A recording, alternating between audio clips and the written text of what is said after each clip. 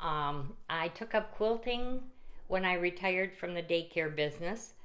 Um, I took a couple classes in Grapevine at a quilt store there. And I just decided that quilting was my game. Now, I understand you were involved in a fire incident. I was 7 years old and I had found some matches and I had taken them in the dining room where we had a sofa bed. I was playing with the matches and I had dropped one on the cushion and it started a fire. I didn't know what to do.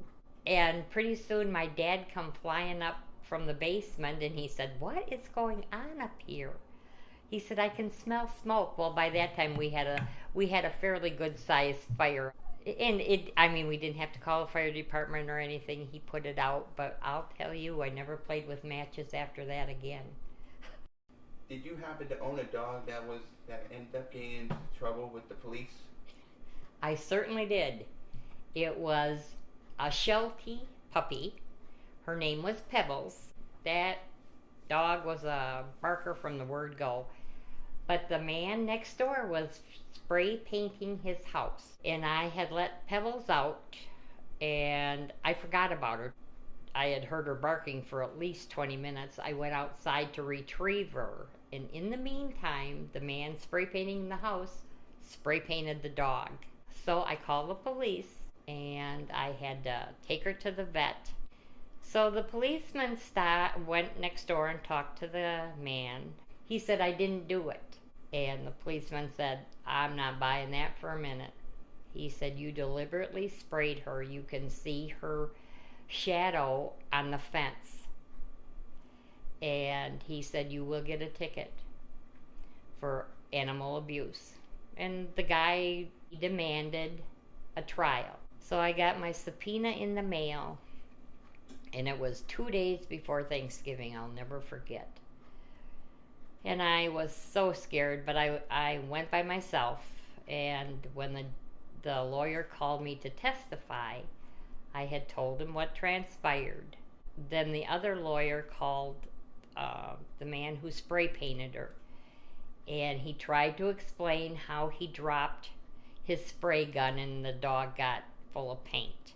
The jury said no, he was guilty of animal abuse and he got a $500 fine and 100 hours of community service working at the dog pound. I understand you know a famous NASCAR racer named Dale Earnhardt. I do. I did.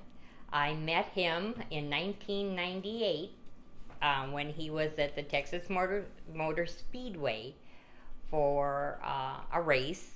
I had followed his career probably 4 or 5 years before I met him.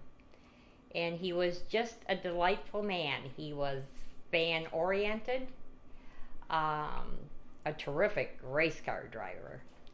Nobody has compared to him since, maybe Jeff Gordon, but they were enemies on the track and really good friends in real life. He was a really nice man and it was a pleasure to meet him. I understand you're a quilter by trade? I am. My sister-in-law had bought a long-arm quilting machine with the intent of starting her own business, but that got sidetracked and she offered the machine to me. So I converted our 2-car garage into a quilting retreat for me so that we would have room to put the quilting machine up. I do finish quilts for people. It is a stress reliever. It is relaxation for me. I can spend hours on end in my little garage retreat and just sew till my heart's content.